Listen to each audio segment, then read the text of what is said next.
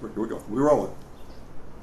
Hello, and welcome to Disclosure Network New York, a meeting on Sunday, August 19th, 2018. I'm Nick Curto, co-founder and director. DNNY is a grassroots organization now celebrating our 17th year of providing 2 meetings a month throughout the year in Manhattan.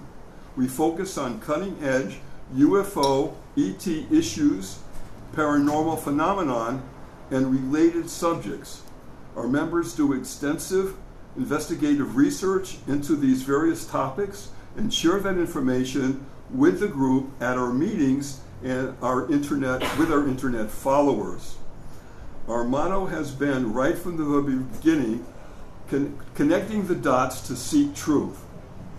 I'd like to mention that we have available to everyone worldwide a Newsblast email service focusing on these various topics that is free.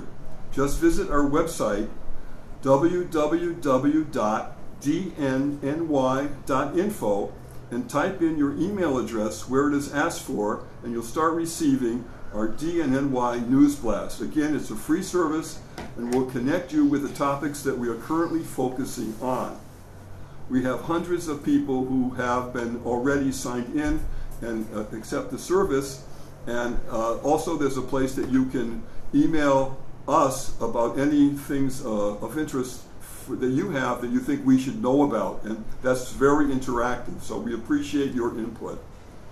Okay, our featured guest today at this meeting is Marcy Gordon. Marcy, it's wonderful to have you here to do the interview with me, and we're looking forward to your planned program to follow this interview. A warm welcome to you. Thank you, Nick. It's a pleasure to be here. Great to have you. And the title that you submitted for your talk, I love, it's so creative and interesting. The title, quote, Shamanic Journey with the Uncommon Shaman and the Real Deal Healer. Wow, that's a lot. Tell us a little bit about how you first started getting into this whole subject. How long ago was it? Where were you? Just a little bit about that. Okay, I've been extremely psychic since I was a child. Okay. I'm one of the older indigos on the planet. I was born with my third eye open. A lot of people have the misconception that the indigos started coming here in the 90s, but the truth is they started incarnating en masse since the 1990s. Indigo children have been here since the 1940s, just there aren't as many of us. So many, many years ago, I think it was in the late 80s, I was experimenting with automatic writing, and I was told that I was being called to the way of the shaman. And I thought, yeah, right, I'm going to start shape-shifting into animals. What is this? But as I learned more about shamanism, I realized that I had been shamanically initiated at a very, very young age through a near-death experience. I had rubella when I was 3 months old, and my fever was so high that it was my pediatrician's father's opinion that I was going to die. But instead, I pulled through. He wrote it up in the chart as a medical mystery. But that is a classic shamanic initiation. And of course, as I've continued down this rabbit hole, I've discovered that I have been a shaman in many, many, many different lifetimes. So most of my shamanic work, I was doing shamanic work straight out of soul memory before I had 3 initiations in something called Arch, which is Ancient Rainbow Conscious Healing, which is Hawaiian Huna. And that was kind of like Shamanism 101, removing by location, removing cords, all that kind of stuff like that. But I was already doing shamanic healings just from soul memory. Just a quick question here. Your family, does anybody in your family have any of this, call it talent or special gifts? My younger sister is a medium.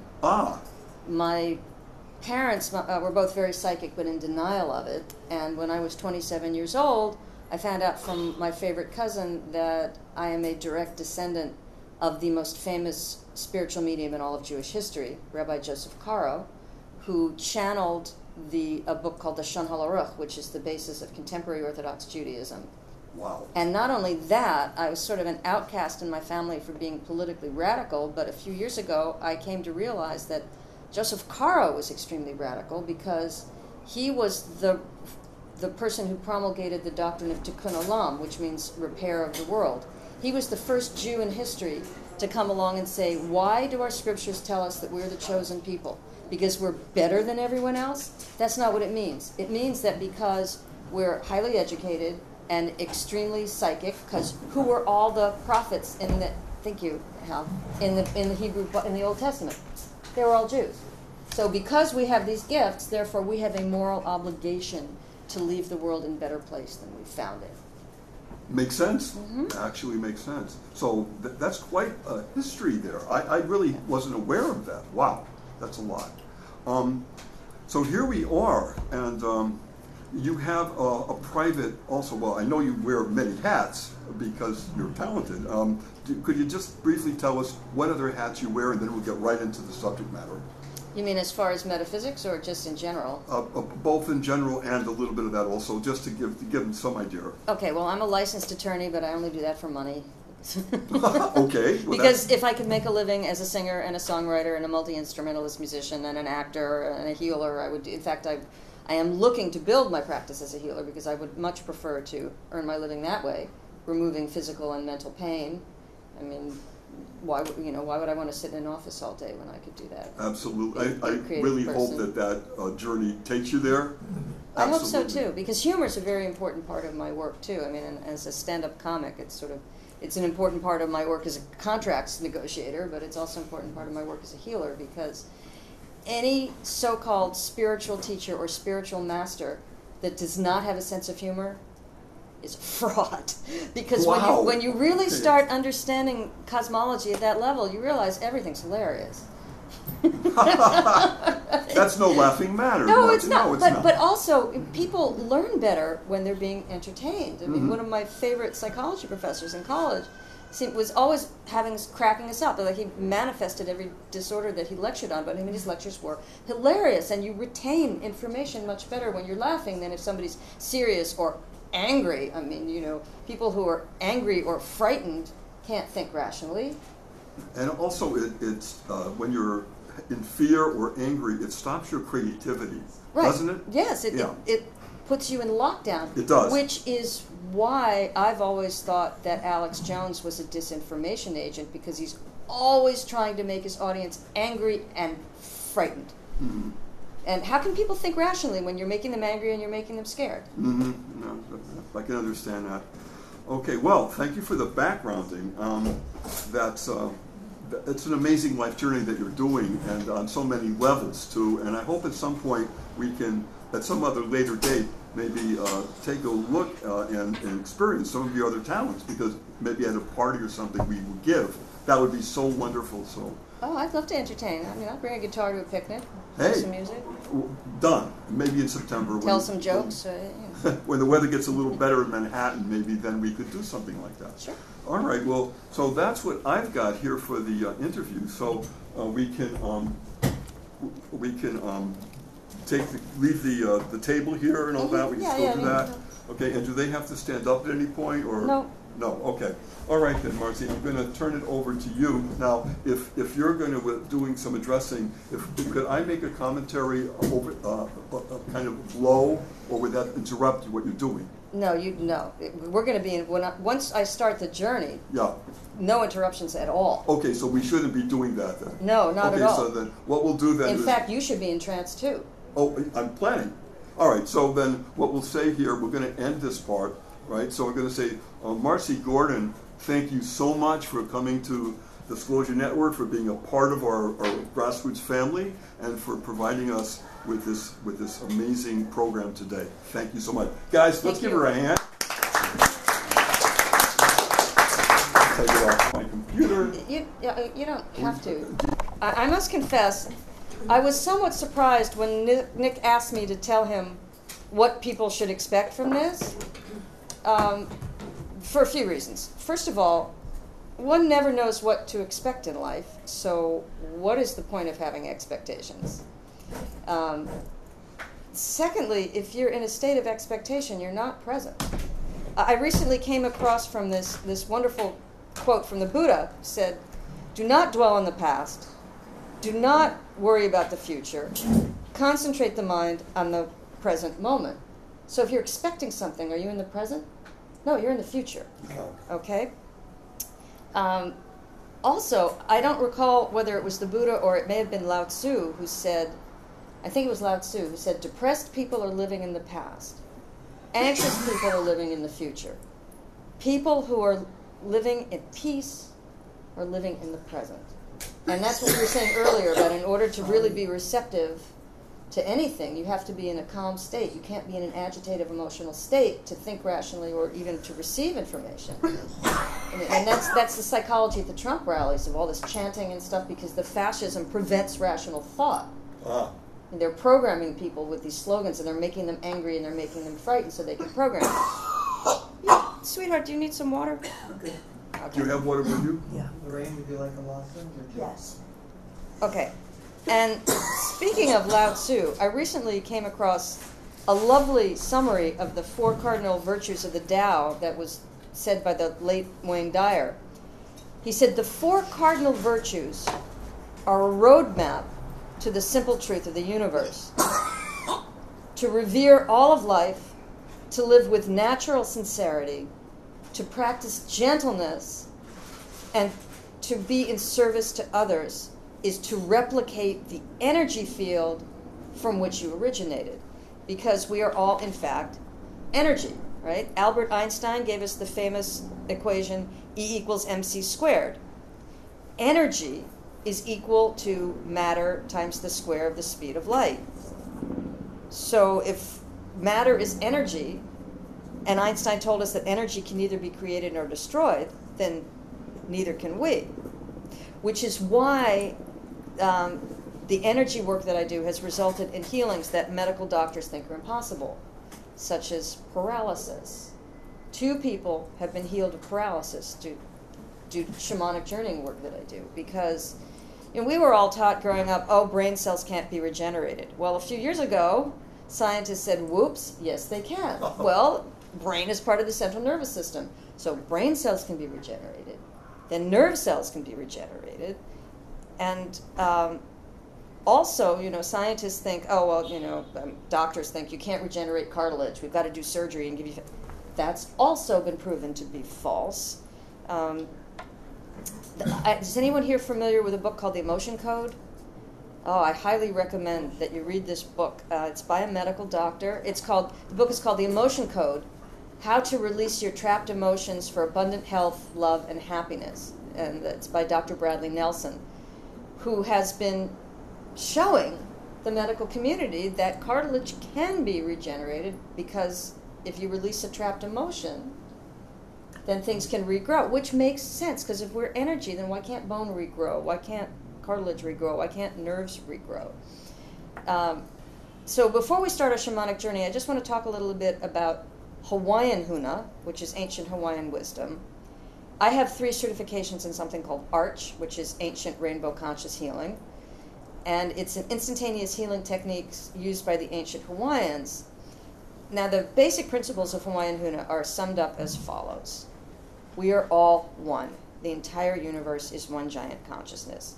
Something that metaphysicists and metaphysicians have been saying for thousands of years, and something which was recently proven to be true a few years ago by quantum physicists who proved mathematically that the universe is a singularity, which shows you how patient we metaphysicists are, because when you know something, you don't feel any need to go prove it. We sat around for tens of thousands of years waiting for Western scientists to work out the math, because why should we bother with that? We know it's true. All right, so we're all one, but our individual consciousnesses are tripartite. There is a lower self, a middle self, and a higher self. And the lower self corresponds to what Western psychology thinks of as the subconscious. The middle self corresponds to what Western psychologists think of as the ego. And the higher self would correspond roughly to the superego. Now, I'm sure you've all watched ghost hunting shows, right? So you probably are aware that there are 2 kinds of hauntings, what seem to be conscious hauntings and what seem to be broken record hauntings. What these are pieces of someone's consciousness that didn't cross over. So a broken record haunting is a lower self that's become trapped here and somehow separated from its middle self. And a conscious haunting is a middle self that's somehow been trapped here and separated from its lower self. And sometimes a lower self will join with a middle self that isn't its own to try to connect up to go back to its soul evolution. The higher self doesn't exist in this dimension. It's on the in the sixth dimension. And we connect to our higher self, otherwise known as the soul, through our hearts and our endocrine system. Now, I don't want to get into too much detail, but every chakra system is associated with one or more glands, because this is the science behind consciousness, which is what we're all about studying here, ultimately. So, what else do I want to say here? All right. So, I just want to say that today, okay, suffice it to say, we all have the ability to access universal consciousness by getting in touch with our higher selves. And that's what shamanism does. It puts you in a consciousness state where you can access information right out of your soul and out of your subconscious, and yet be conscious. Because before we start, I want to share with you a prayer that I came across recently, and it's an ancient Hawaiian kahuna prayer for wisdom and clarity, which explains it beautifully. Take all that I say and toss it away without a thought. All that does not strike within you a recognition. For you do not learn wisdom and love. You only encounter catalysts to remember it, for it is all within yourself. So that's what shamanic journeying does. It helps you get in touch with the oneness through your own soul's wisdom. So Hal, if you would hit the lights, please. Hal, lights, please. All right. Okay. First thing I want everybody to do, feet on the floor, uncross your legs. If there's something in your lap, put it down. Don't be holding on to anything. All right. Close your eyes. Take some long, slow, deep breaths. Close your eyes. Thank you. Eyes closed. Eyes closed. Okay. All right. Now take some long, slow, deep breaths. And as you breathe out, imagine that you're breathing out all stress, tension, doubt, fear, frustration, disappointment, anger, anything that is not unconditional love for yourself and all of creation. Just breathe it out and give it to the earth to be transmuted into love. And imagine as you're breathing out that you're shooting out a rainbow-colored stream of light right through your root chakra, your coccyx bone at the base of your spine. And send that root of light down into the earth to ground yourself to the earth. And as you breathe in, imagine that you're breathing in rainbow light. And the reason I use rainbow light is because the physicists tell us that all matter is created out of rainbow light. So it is the fundamental energy of creation. And breathe that rainbow light up through the giant 1,500-mile wide iron core crystal, a dodecahedron, one of the sacred platonic shapes. It looks like a soccer ball, 12-sided sides with pentagons. It spins to give us a magnetic field. And breathe that rainbow light up through that giant iron core crystal, up through the magma of the earth, up through all the layers of the earth's crust, up through the basement of this building and all the floors, and into this entire room. And breathe that rainbow light into every molecule of every cell of your physical, mental, emotional, and spiritual bodies.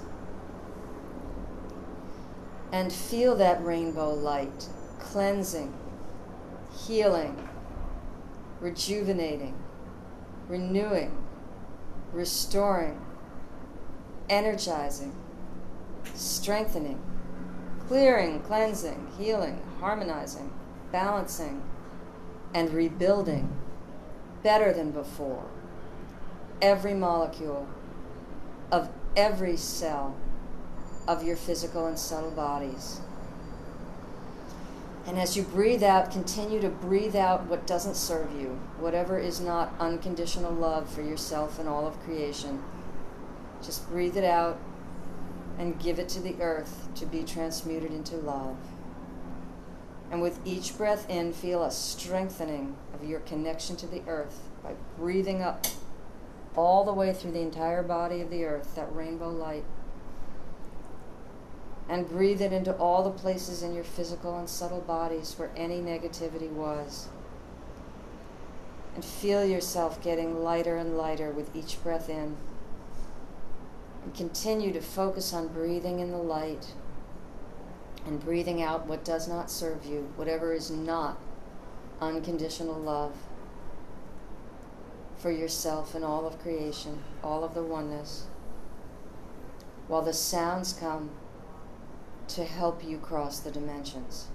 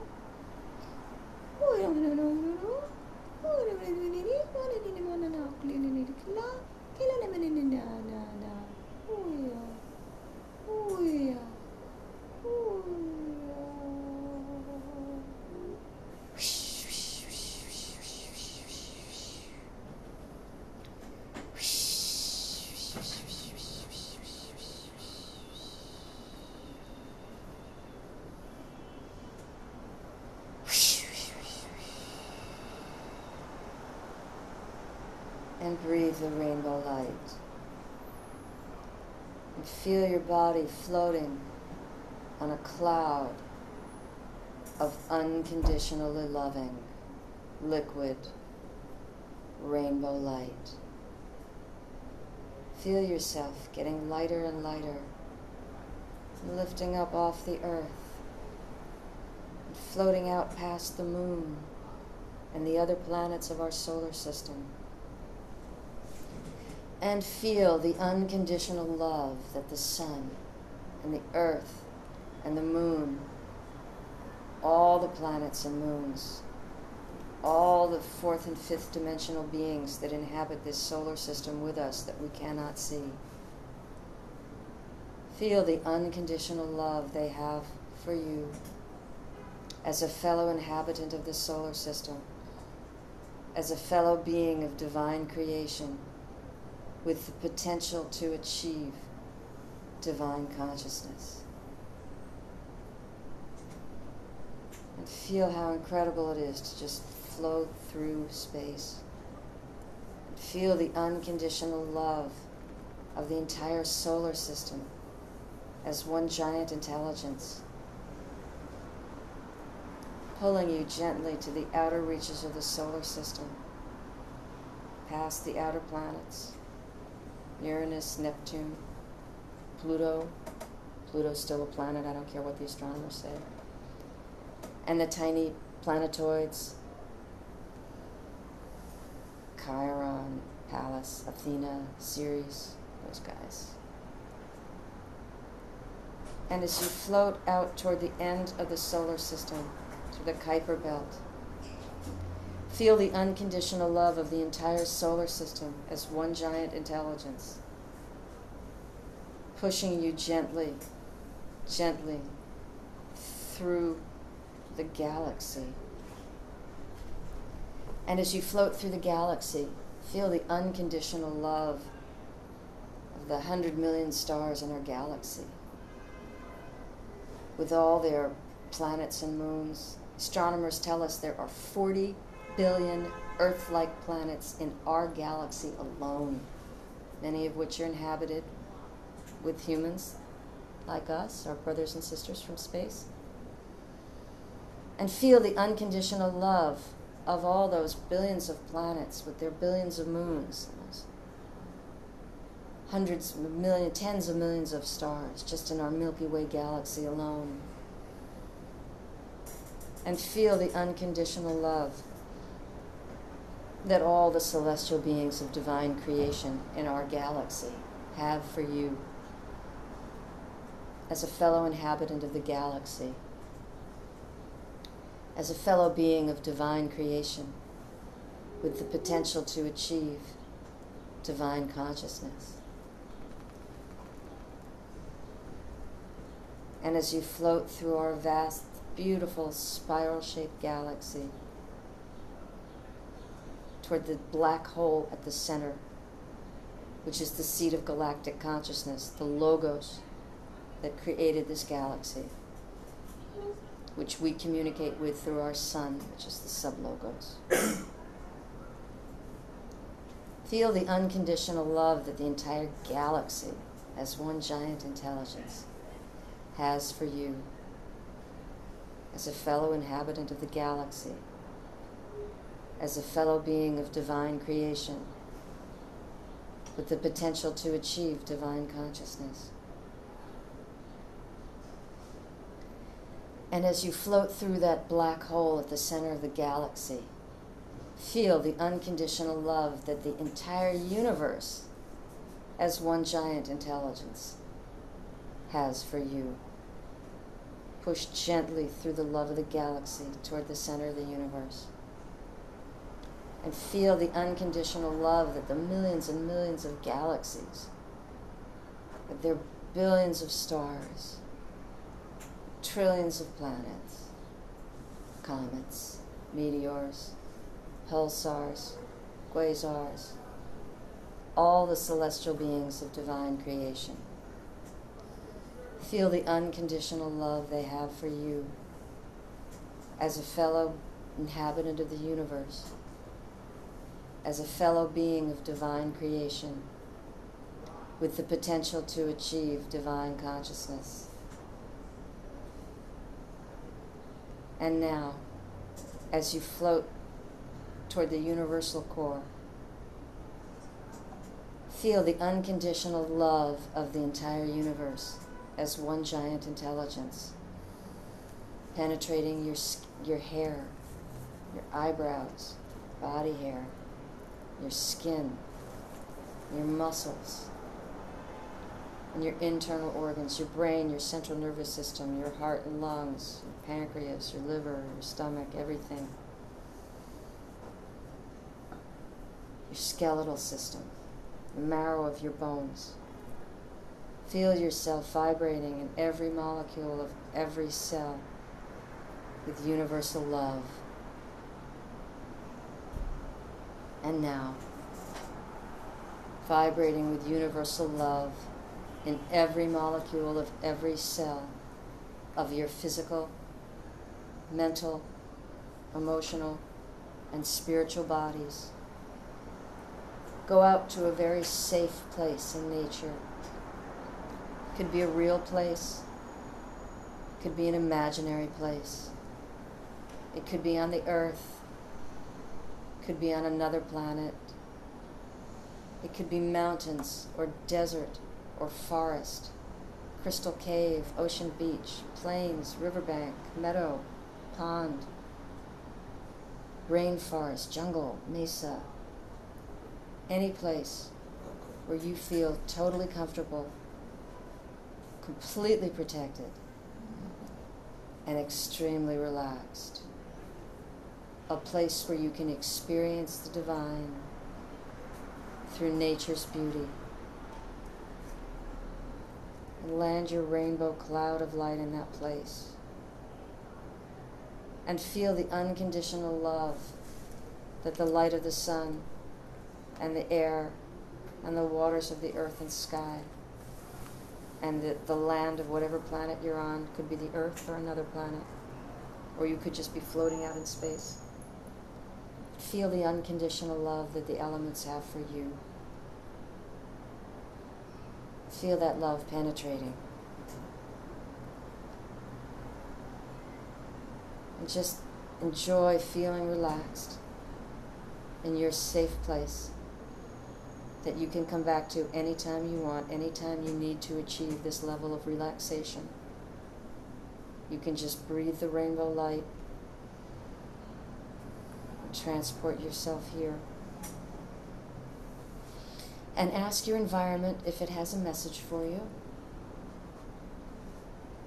If it does, remember the message. If your environment doesn't have a message, that's okay too. And just stay in this place feeling very relaxed and peaceful and protected. And now, ask for an animal guide to take you on a journey, to show you what you need to see, and tell you what you need to hear, so you can walk on your right path and get your heart's and soul's desire. And notice what animal comes. It could be a real animal, it could be an imaginary animal, it could be an extinct animal, there could be more than one animal. But follow the animal. Notice how you're traveling. You could be walking or running or flying in the air or going underwater. There are no limits in this space. Follow the animal. And when the animal stops, ask the animal to tell you why it's brought you to this place and what you're supposed to learn.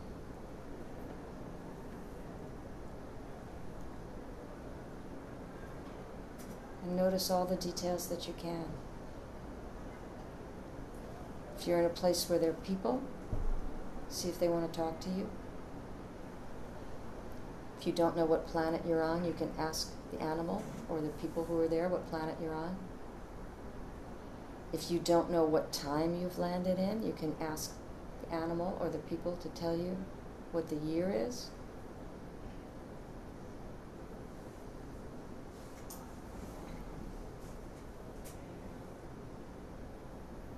Normally, if I were working with you individually, I would be with you, asking you where you are and guiding you. But I'm just going to take you out to go on your own journey. And when Spirit tells me it's time to bring you back, I'll bring you back. Because I want to leave some time so that those of you who want to share your journey can do so.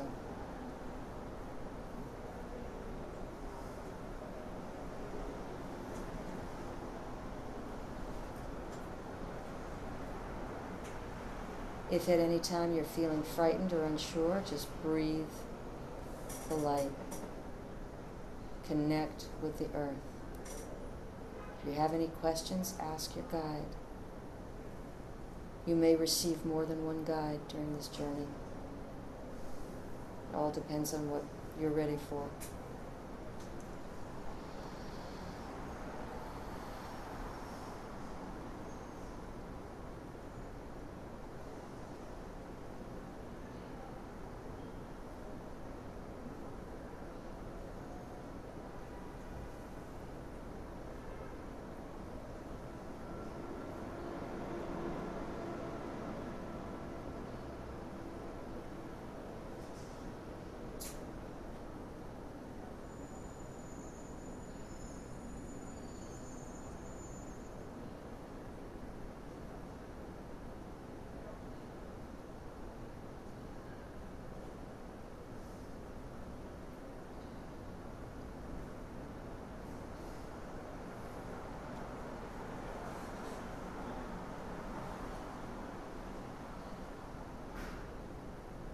If any of you in this room have any kind of physical ailment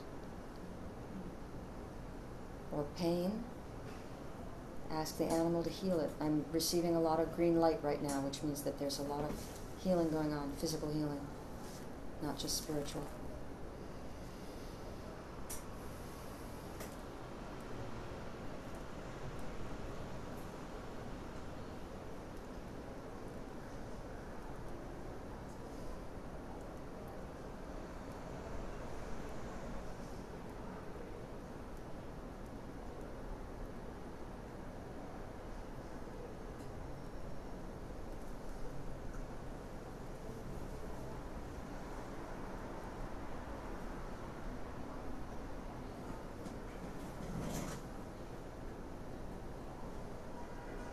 If any of you are in a cave, that means you're in a place of initiation. It means you were initiated into some spiritual or metaphysical knowledge in this cave in a prior life, or possibly a future one. For time, linear time is an illusion of third-dimensional human consciousness. Past, present, and future are one. So if your guide has left you at the mouth of a cave and told you to go on your own, don't be afraid. There's great knowledge for you inside that cave.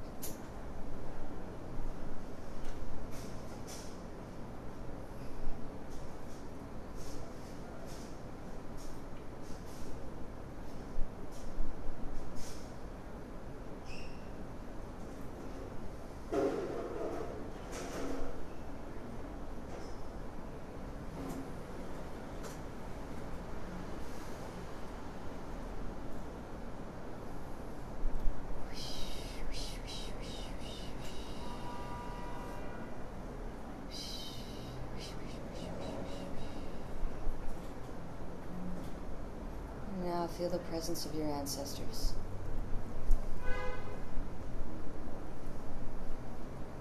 You may not see them, but you can feel that they're there.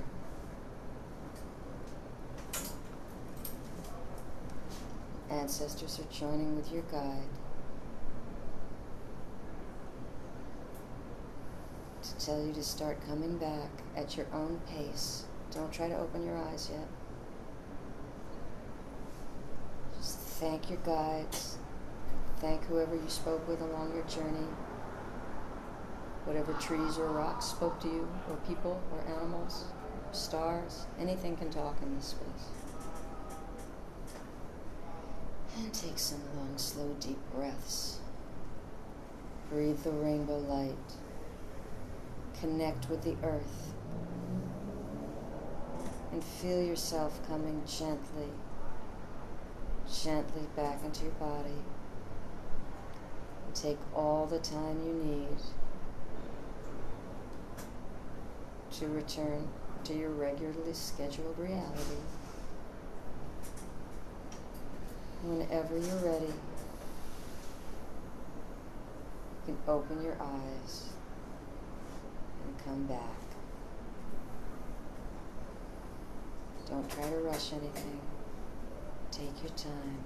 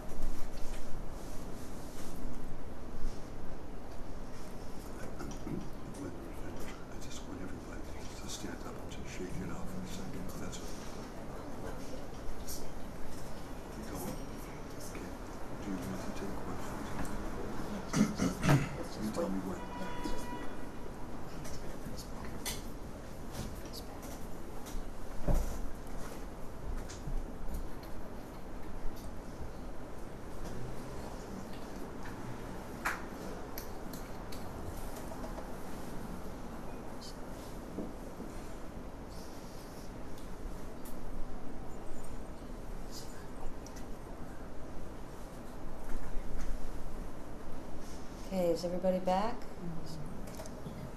Everybody's back. Okay, how do you feel? Good. Do you want the lights on? Doesn't matter. It's up to the group. Doesn't make a difference. Might as well. Leave them on? Yeah. All right. Yeah, now Nick wanted everybody to stand up and shake out right now, but that's not a good idea because you've just moved a lot of energy and I don't want anybody getting dizzy and fainting. You need to take some time to come back to your bodies and ground. So after a few minutes, you know, we can maybe take a break in 5 minutes or so. Yeah. But now does everybody understand why I didn't want any interruptions? Oh, yeah. I mean, as it was, whoever it was that came a half an hour late and was insisting on being admitted, I mean, she was disruptive. I'll talk to you later about it. Yeah, yeah, because I could see that at least one person was having, you know, came out of trance with that, and that's why I was so, and thank you for putting signs on the door. Yeah, after all our notices and putting signs up and everything else. I'll talk to you later about it. Yeah, yeah, Are you carrying weapons with you at the moment? Yes. We're not, okay. yeah. So Does anybody want to share their experience? Okay. Rena? Yeah, I went to Avalon. Oh, cool. I went to Avalon, where I've been when I was a kid, and I saw Bignatia, and she told me to be myself, not my middle self, but to be my higher self. And then they have these mythical creatures that look like horses that are called the Bilani. They're little, like Arabian horse type creatures, and they're black and white. And two of those came and took me on a journey to a place that I went to as a child. And they said, remember that your DNA was totally rewritten in this place. And I remembered that seeing them when I was a child, and I put my hand on their backs, and these barbs shot into my hand, and they from them, and they told me that those barbs totally rewrote my DNA, Wow. and to be more like them. And that I need to get more in touch. They said I need to get more in touch with who I really am. And it was very powerful. That's great. That's awesome. Thank you for sharing that, Rena. Sure. Nick, you want to share? Just, I experienced this with you one other time at your place, is that I was in a spatial, I was not in a vehicle, I was simply my own being, and the sky was as black velvet. It was unbelievably awesome. And at another point, I was on a planet, it was very white, the people were loving. By the way, I wrote a song called Limitless Love, which I want to share with you I'd sometime. love to hear it. And you were talking about the others, was very close to that. But the people, again, it was just incredible, limitless love. It was just nonstop, genuine warmth, no aggression, no anything negative was gone. And I just love that so much. Those were the two things I remember. Thank you for sharing that. Well, limitless love is our birthright. It's our natural state of being that's been socialized out of us through this militaristic society that we live in, which is marketed to us from the children's cartoons we watch and the media, and Might Makes Right, which is ridiculous. Betty, you want to share? Well, Really loud, just loud so they can hear it. somebody else. No, loud. No, Say it just loud so turn up the everyone can hear volume you. of your voice. Oh, well, when you were singing particularly, I felt that various ethnic entities came through, particularly from East Asia and American Indian. I felt several times American Indians came through, you know, about developing the consciousness.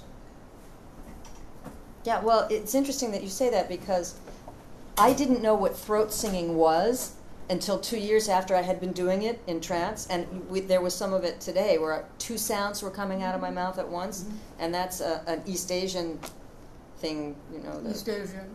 Well, also in Tuvalu and parts of Europe, and where their whole choirs where they do it consciously. I can't do it consciously, but my soul has been incarnate in many, many different traditions, so I come from many, and it comes through when I'm chanting, because as I'm sure you realized, all of those sounds were channeled. And yes? When you were singing, the side of my face felt heavy because I found myself leaning this way. Wow. So it was doing something to my body. Because this side was kind of felt like heavy. And then when you talked about the power animal, I was expecting the wolf because in the past I've been with Journey and I've always like the wolf comes, but this time it was the tiger.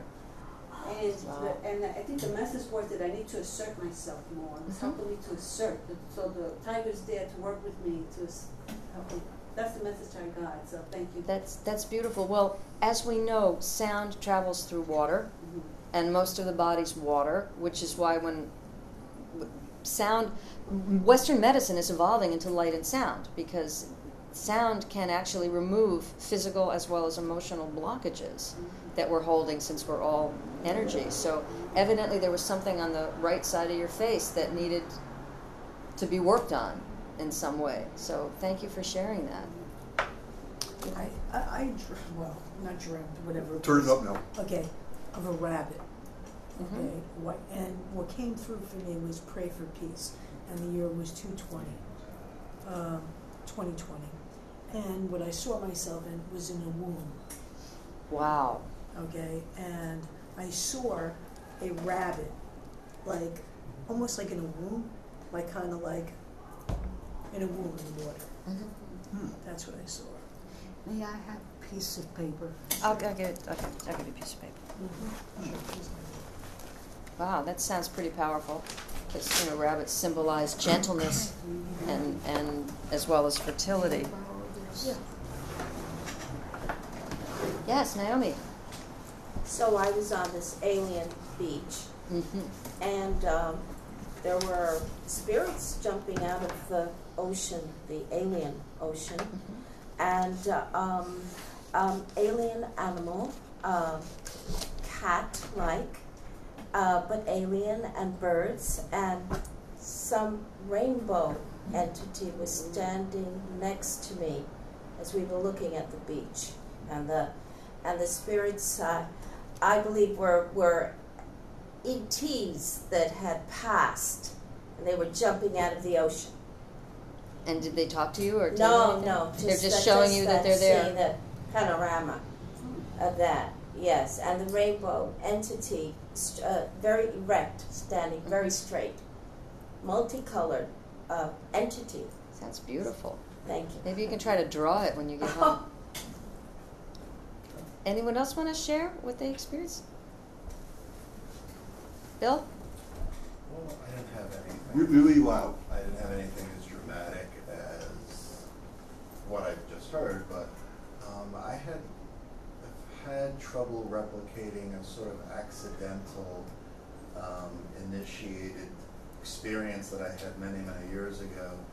And it started with me doing something where when I would close my eyes, I would see colored lights, and I tried to gently form what I just thought was a triangle, but what turned out, this is what happened in the past. But I've tried, and something happened, and I did go someplace, or I saw something. I actually felt very planted in my body at the time. So I've been trying to replicate the beginning of the experience, which is where I see somebody like that colored lights, and I've not been able to even to do that, even though there's a lot of lights that are around anyway. But so I was able to do that even with like you said, all the interruptions, and I easily get interrupted. So I sort of tried to just settle into or accepting what was going on, and just try to just get to that. Well, actually, I wasn't even trying to do that. I was just trying to just concentrate, or without effort, trying to concentrate. And I was able to achieve something that is valuable to me. But it didn't take me any place in particular. But if I can replicate that again, that is meaningful to me. Well, that's what these tools are. These are your tools now. You can use these techniques on your own and go places. You are welcome. To me, that's huge progress, that you were able to achieve something that you've been trying to achieve for a very long time. That's so. Just because it's not, a giant rainbow being doesn't mean it's not dramatic. It's dramatic. Yeah. The other thing occurred like 30-something years ago. Right. But anyway, and actually, that's one of the things that led me to this group, having all of these disparate and sometimes similar experiences that were not really explainable by most. Interdimensional experiences. I would call some of them that. Yeah, actually, a lot of them. Got a hand up back there. You've got two Hi, hands I don't know your name, lady Amy. behind. Stand up, maybe. Could Oh, Amy. Yeah, can you stand up, please? Yeah, so we can see you, Amy. I know there's a voice. There you go. Okay. Well, I was really excited about today because I did a lot of shamanic journey workshops with Michael Harmer way back in 1980.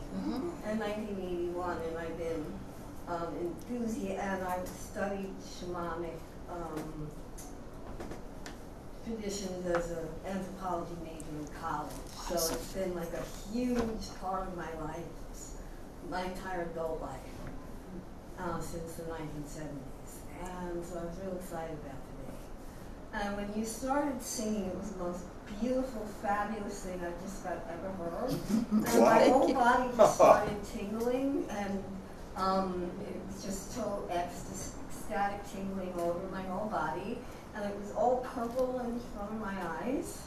And then my nose started to tickle, and I knew it was my spirit guide, which is a tiger. Mm-hmm. Then I got my tiger during a dream journey in the lower world. Mm-hmm. But what happened instead was the ceiling just opened up like this, and it was brilliant white light. Mm-hmm. And I was going to go on this upper world journey, and I was really excited to see if I could connect with my tiger in the upper world, because I found him in the lower world initially. And then this person rattled the door. That's why every announcement was like, you can't come late, you're not going to be let in late. Yeah, that's why it is. And I kind of messed it up a little bit, and I kind of, it all just sort of went, and I knew my tiger was still there right till the very end. Well, and now that tiger will be there for you anytime you want. The in the upper world has always been there since that dream journey I had 10 years ago.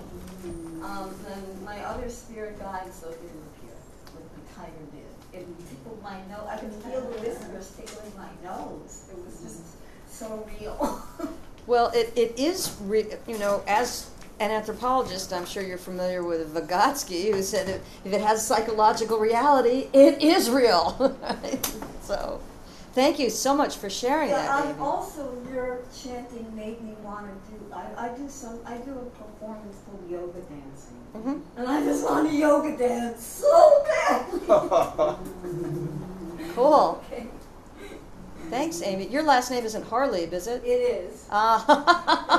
You and I have exchanged a lot of emails. Yes, we have. Thank you so much for coming. I mean, I couldn't wait to come when I knew you were going to be here. I'm so glad you have you in the came. very back, did you have your hand up with the green?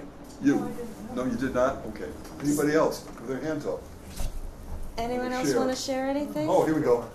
I'm sorry, I don't know your Hi, name. my name is Francisco. Francisco. I had a vision that I was in the forest and I came to a cave. Mm-hmm. And I was in front of the cave and I heard growling inside. And I could imagine that I had to understand that I needed to enter. It was dark, but I couldn't help that there was a bear in there. So I was saying, okay, there's a barrier here.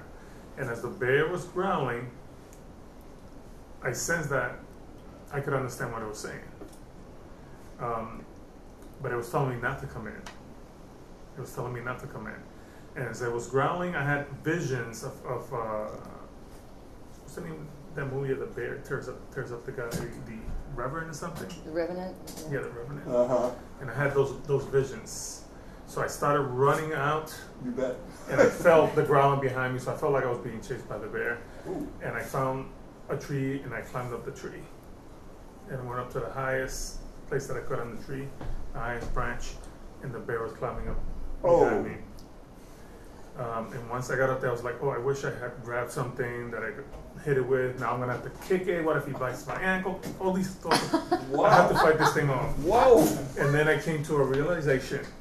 I looked up, and I was at the highest, so everything was very small, smallest branches. So I became very calm. It was like a realization, and I took the smallest piece of twig, very gentle, almost like a needle, it seemed like. And he came up at me, and it was slow motion, very, very gently. I just barely touched its eye, just barely with the tip, not trying to say anything. And then the bear just stopped, and it became a cub. And the parable in the Bible regarding the needle in the eye just came as a reminder of it. And then it was like I knew that I have to, when I go home, I have to, it's all symbolistic, I feel. And I have to go home and sit on this one and actually play it through. but I could feel that it was all symbols. I mean, Whoa. Yeah, like to access the Christ light, you have to be like a little child. So the Right. bear turned into a bear cub because it was showing you higher wisdom, right? Yeah. I'm gonna analyze it when I And when I at get what on that. point, because I was sensing that somebody was having a cave experience, which is why I said caves are places of initiation. And did anyone else go into a cave? Well, that's the whole thing with the rabbit. The rabbit was in like a womb, But a womb is not a cave. sure it is. Well, I meant like an actual cave. So Yeah, I you never were- made it in. Yeah, because they told you not to. So you're supposed to That was a listen good to what idea. they tell you to do. Does anyone else want to share anything? Can I ask you a question? Sure. Diane, do you have anything you want to share? No? Jim? She has a question. She's asking. She has a question. Oh, it was Oh. me. Sorry. When it clicked into where I was like supposed to be, I got really nauseous and like a lot of anxiety, and I almost had to get up. So Wow. I don't know if that's a bad. Well, it was just, I think it was old feelings that were coming up to be released. Oh, okay. Because this is a safe space for you to release that. And Okay. I just think it was old stuff, which may not even be from this lifetime. It could be coming out of your soul. You know, because a lot of times people release things shamanically that isn't from this lifetime at all. And Rena did a session with me recently where she went almost 400 years into the future. So, you know, because time is not linear. But you didn't get up, you conquered it. So I guess what your soul was showing you is that you can cope with that on your own. Okay. Because in this society, you know, when people experience anxiety or depression, what do the doctors want to do? They want to medicate them out of it.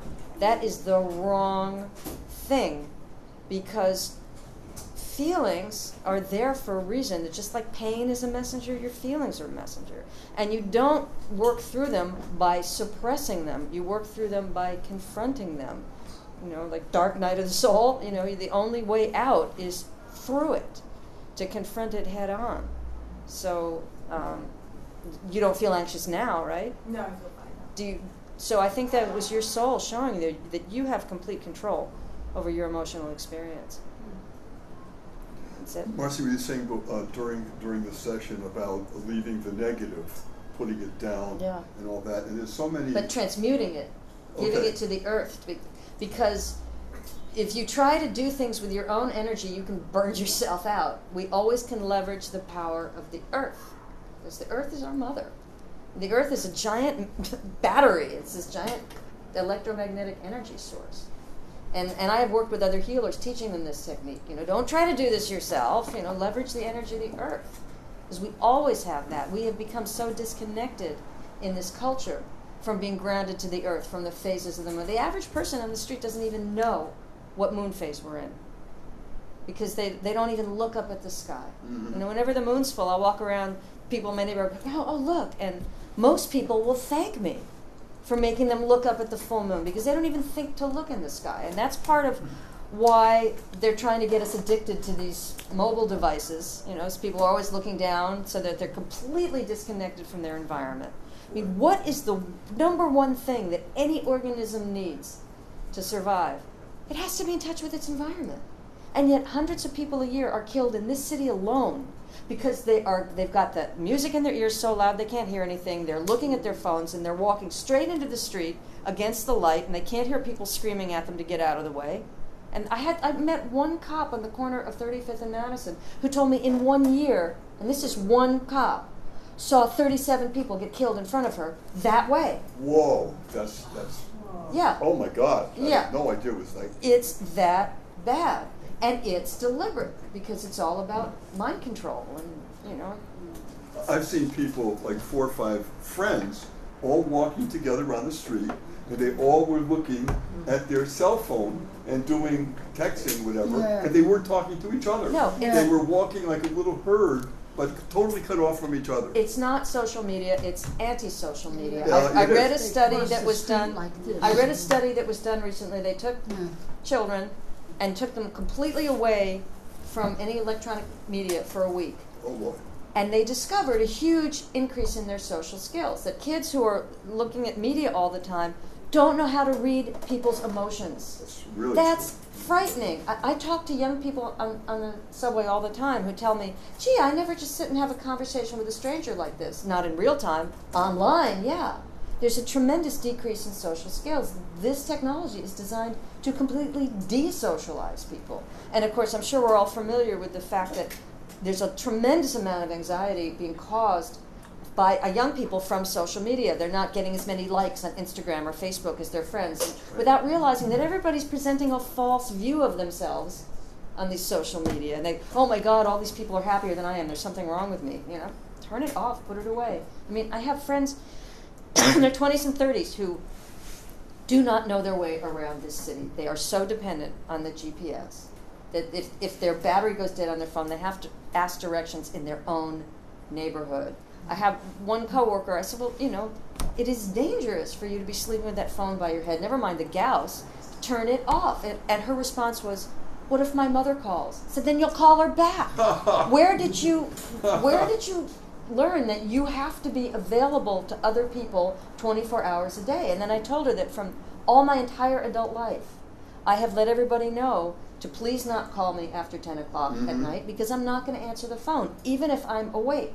That is my personal time. I was raised to believe it's rude to call anybody that late. Yeah. But kids today think it's normal to be calling each other day and night. I mean, I'm on the subway, 7:30, 8 o'clock, 7 o'clock in the morning, and there are people not talking on their phones. Who are you talking to at 7 in the morning? Broadway shows, off-Broadway, as well as movies. I don't know about you guys, but people have the bright screens on the big screens, and they're saying on the screen, please don't ruin the movie. You've seen that? Turn off everything. And they're not. They're still doing it. They're not. They can't do it like you're just saying. Because they're addicted to it. It's designed to be addictive.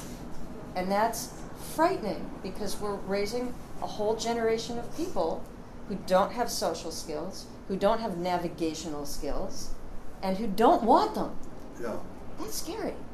Yeah. And that's why it's so important to do meditation and spend time in nature. I mean, science has shown that human beings need time in nature the way we need food and water.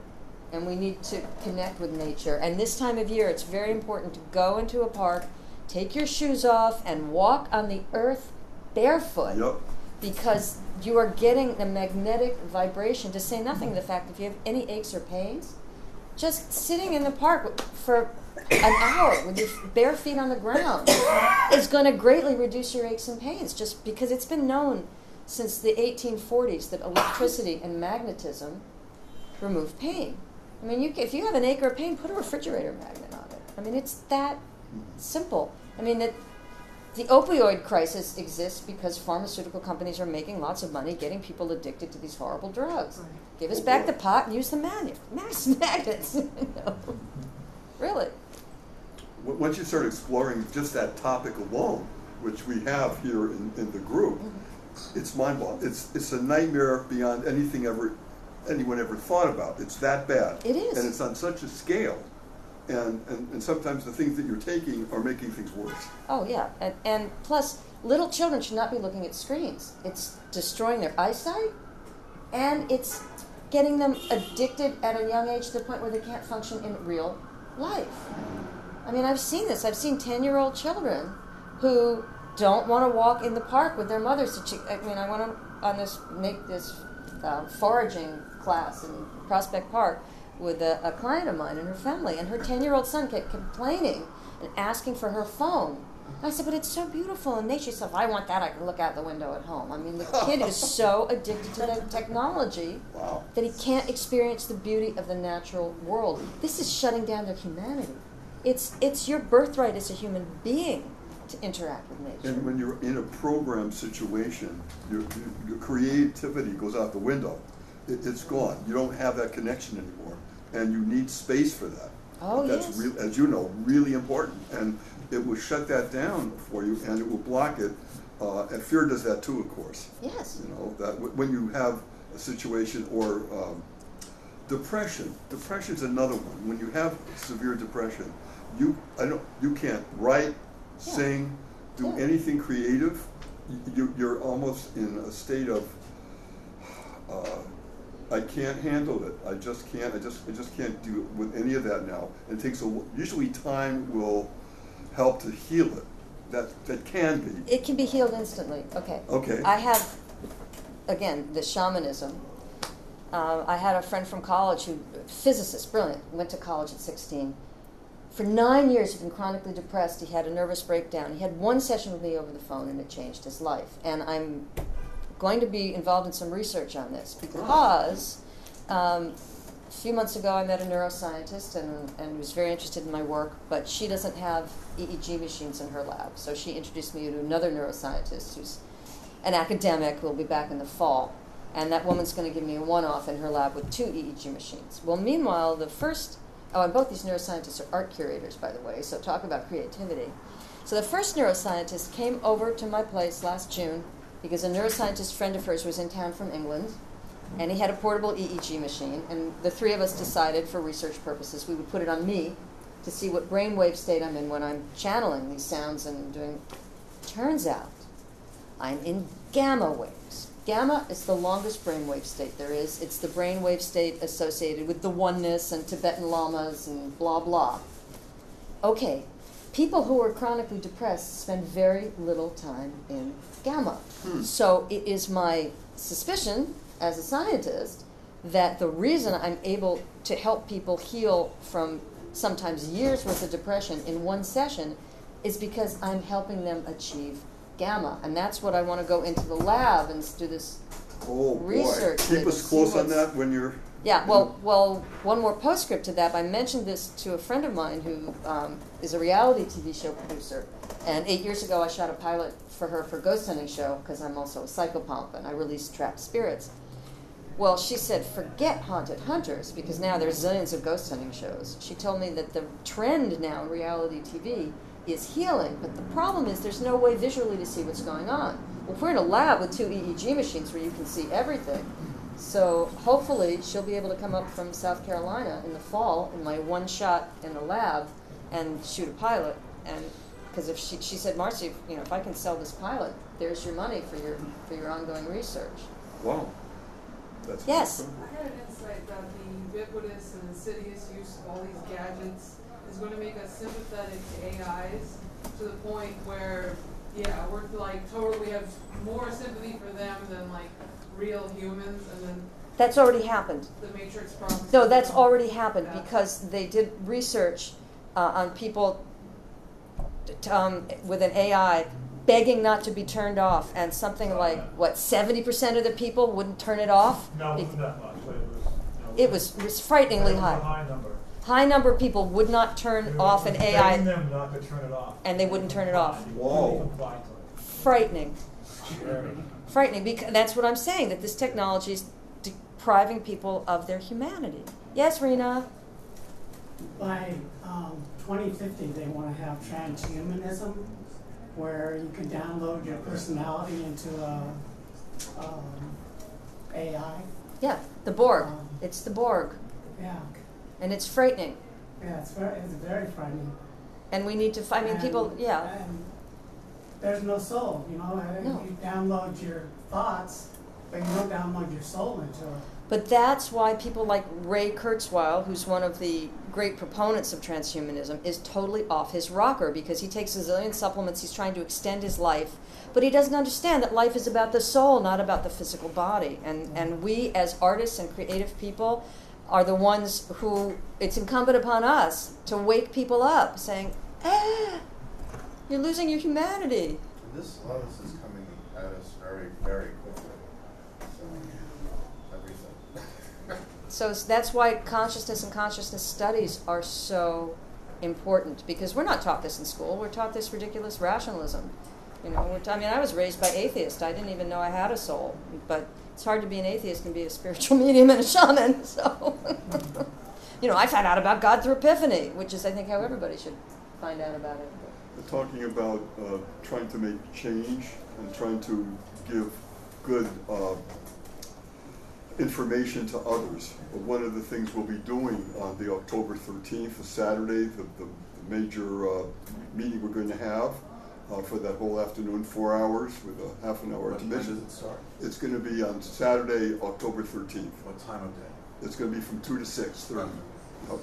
Yep. You'll get notices about that. But one of the things that I'm hoping, and I think we will, is we're putting things on the table, and we're going to talk about how to disseminate information that people should have, and asking the people that you email or call, whatever, do the same thing for their friends, because this is like an engine that we could generate some very good, positive, and helpful information to a lot of people who don't know about these things, have no clue about what's going on, and they need to know.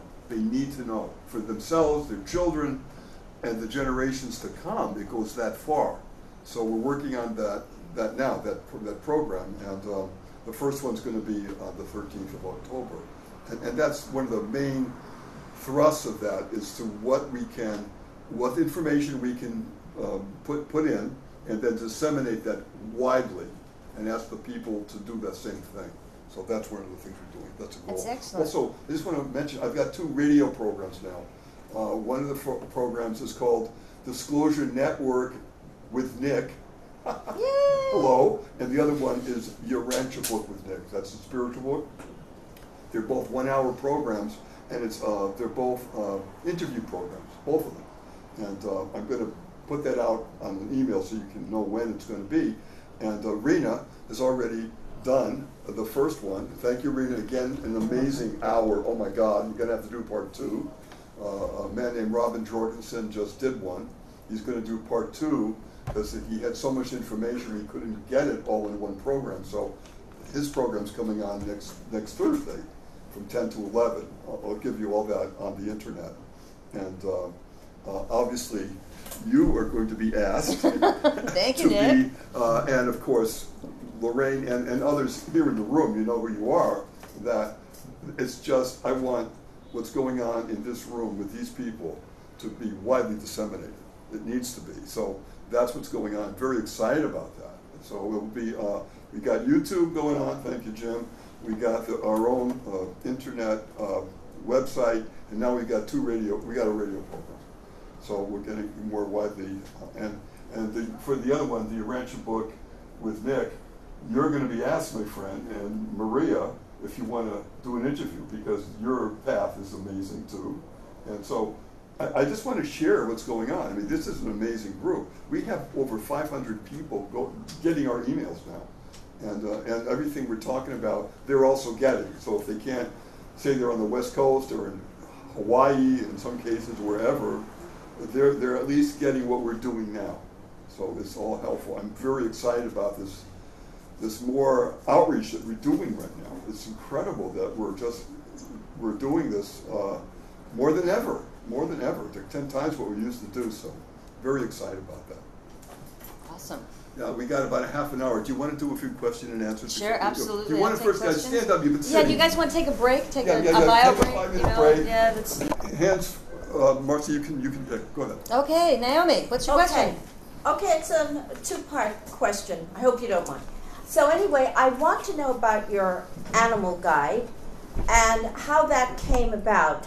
Because a long time ago, Tricia McCannon had an angelic guide named Rigel, and she wrote a book about it, Dialogue of the Angels. And then I also want to know about your client, the paralyzed client, and if they give testimony to your healing. Is there any testimony on social media, wherever? Well, I can send you, I have a write-up with several testimonials. I lost touch, the 2 paralysis clients, I lost touch with them years ago, but one of them was a young man who'd been paralyzed in a car accident in my hometown in Connecticut, and I was visiting, and one of his friends said to me, "Can you help this person?" And I went over to his home, and he got up out of that wheelchair, and then I saw him a year later. I ran into him in a bar there, and he was walking, and the doctors had told him he would never walk again. The other patient was the cousin of a coworker of mine, and we both actually took a day off from work so I could go over to her house in Queens, this Colombian immigrant. She'd been paralyzed for 2 years as a result of a scoliosis surgery, She'd been paralyzed by her own doctor, which left her with no use at all of her right hand. She was unable to feed herself, and her right arm, and she had to walk with a cane. 45 minutes with me, she was fine. We walked around the block. Now, one would think her doctor would at least want to talk to me to see if I could help other patients. No. He insisted that the fact that she'd been paralyzed for 2 years and was now no longer paralyzed had nothing to do with a 45-minute session with a shaman. Because, you see, doctors... That's always the case. Well, because they see it as taking bread out of their mouths. Right. They don't see it as my being able to do things that they could never in a million years do. And there is... I come from a family full of doctors, so I know for a fact that they are arrogant to the point of stupidity. And they really believe that they're the only ones who know anything about healing, and nobody else knows about healing, and nobody knows more than they do. And how can they possibly learn with an attitude like that? I mean, my own gastroenterologist, I mean, my first 2 colonoscopies had non-cancerous polyps. The third one, completely clean. He insists that had nothing to do with my being on a gluten-free diet for the prior 3 years. First of all, how does he know? And secondly, he's full of crap. Of course that's the reason. Yes. Okay, yes. but if it's not within their view of their reality, because they're not truth seekers, they're dogmatists. Absolutely. They're absolute dogmatists, and they, you know, of course, they're bribed by pharmaceutical companies to treat everything with drugs. You know, I mean, it's. If there's such a thing as dogmatist, is there such a thing as catmatist? That's a joke, guys. All right. Yes, there Hands. is. I'm a Catholic. I could totally relate to what you're saying because Turn it up the volume. Turn up the volume. I had a stroke last year. You did? Okay, yes, I did. Oh my God. I was heliported to the hospital. Okay, I had four blood clots in my brain. Whoa. Technically, I should not be talking. Really? I am, okay? And I don't know why that is, but, you know, I guess God has better plans for me. But the bottom line is I was heliported. I was in the hospital for a month.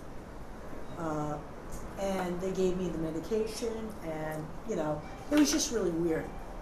When I had the stroke, I talked the whole way through it when I was in a helicopter. They were like, you know, why are you still talking? And I was like, why not? You know, as a matter of fact, when they said to me, is there anything you want? I don't think they gave me my last rites. And I said, I want a cigarette. And they go, oh, no,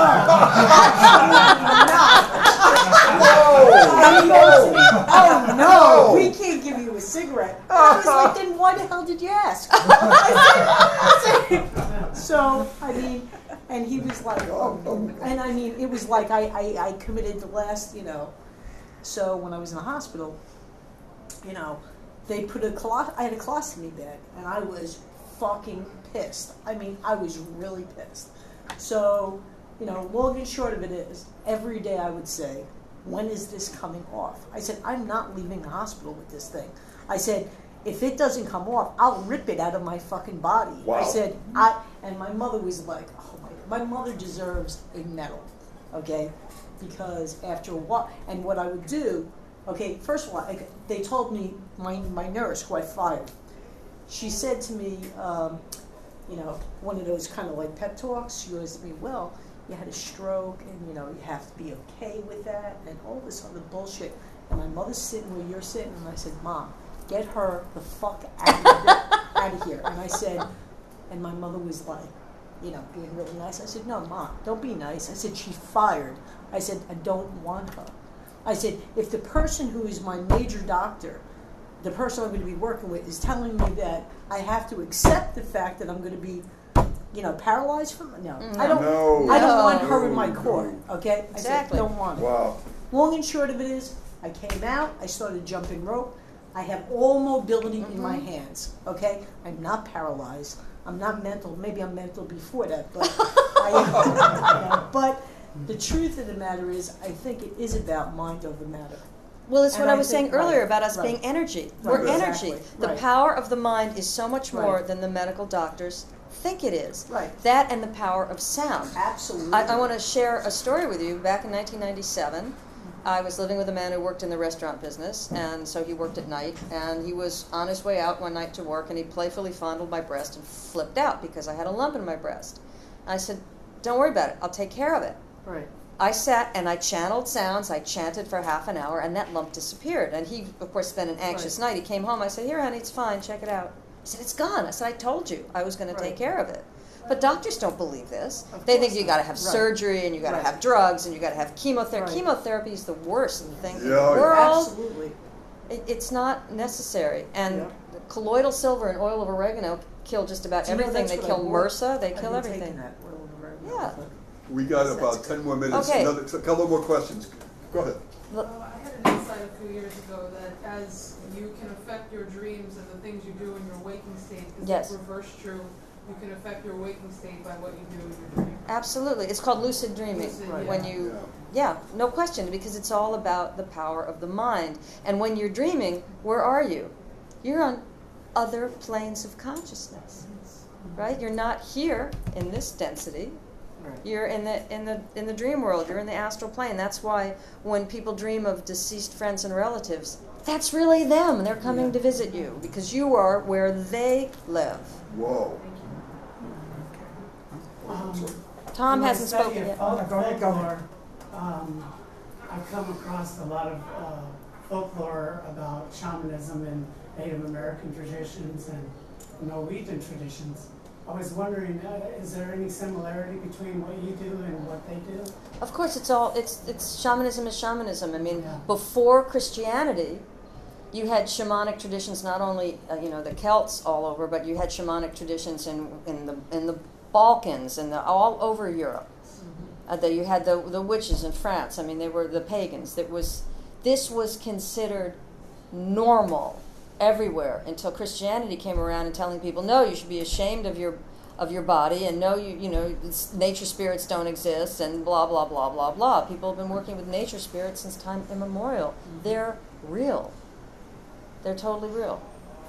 Okay. Tom. Okay, I just want to ask you, tell you about something and then ask you what you think of it.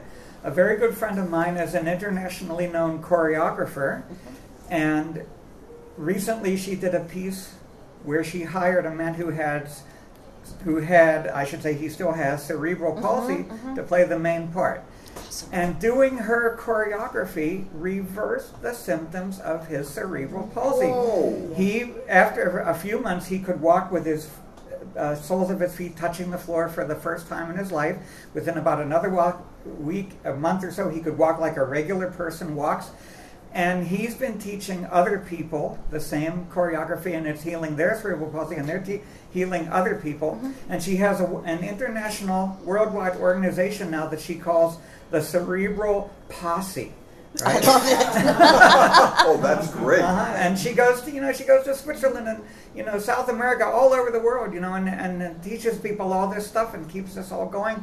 Now, and I was just going to say, just run this by you and say, what do you think? Well, I know that it's true because I have a friend with cerebral palsy who's cured it through something called polarity, a kind of body work called polarity, and he can walk normally now. When I met him, he didn't walk normally, but it's because, again, we are energy. It's the same principle.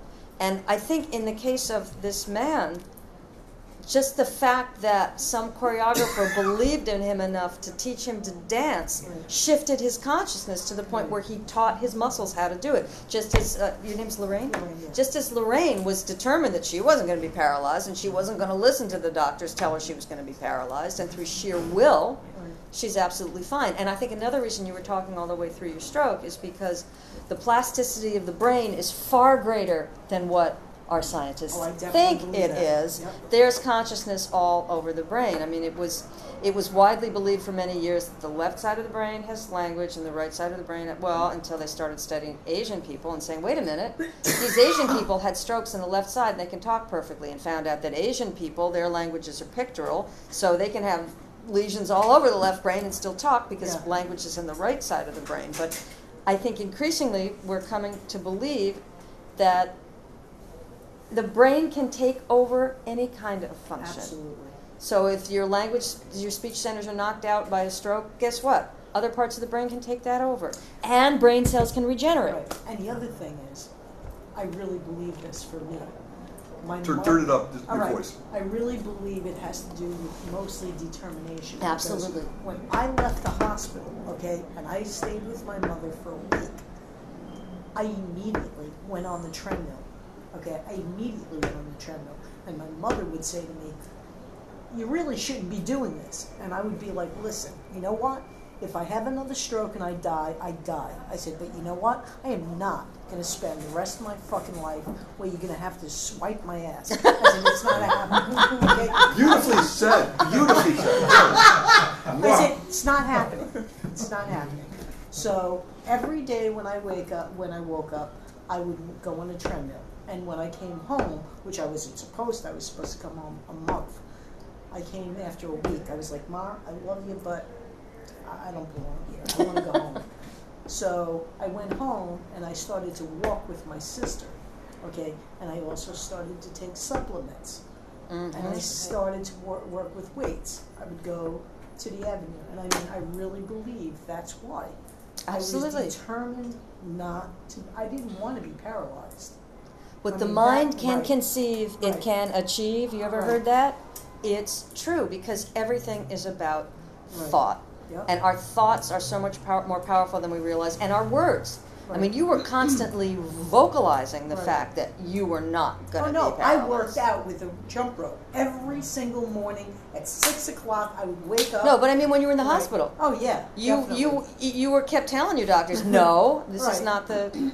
And and supplements are very important. I take a very high quality, specially formulated organic Chinese ginseng, and excellent. I take supplements too. The Binghan ginseng, and there's a woman I know through Binghan who is in her 60s. She's an actress, and a few years ago, she had a very serious bone injury as a result of a body surfing accident in Hawaii. She came home in a wheelchair, and her doctors had told her she'd never walk again. She started taking Binghan ginseng, and she walks just fine now. Yep.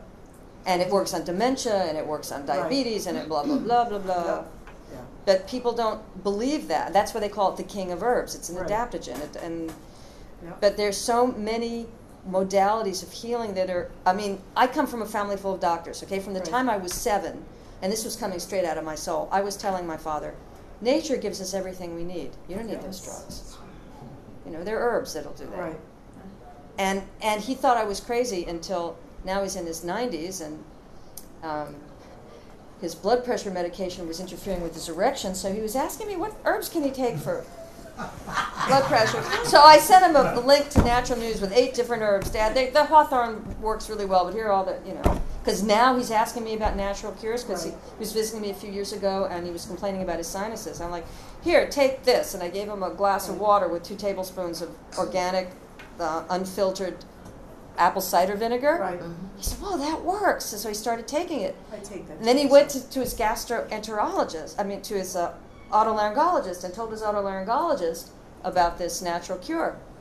Well, his otolaryngologist knew all about it, but he wasn't going to tell another doctor about a natural cure because they're all afraid to talk to each other about anything from nature because the license. They're just so into the and doctors, medical doctors have lost their licenses for using organic and herbal cures because the medical tyranny.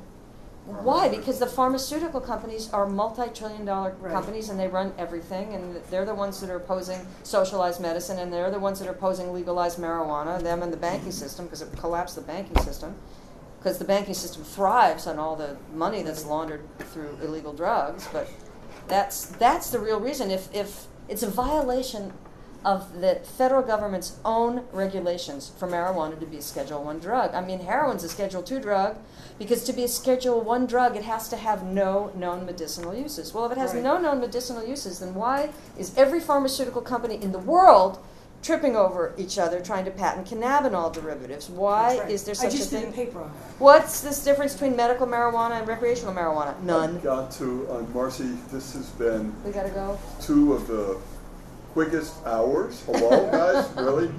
First of all, what an amazing, exciting revelation. The program was wonderful. Marcy, give her a please. Thank you all for coming.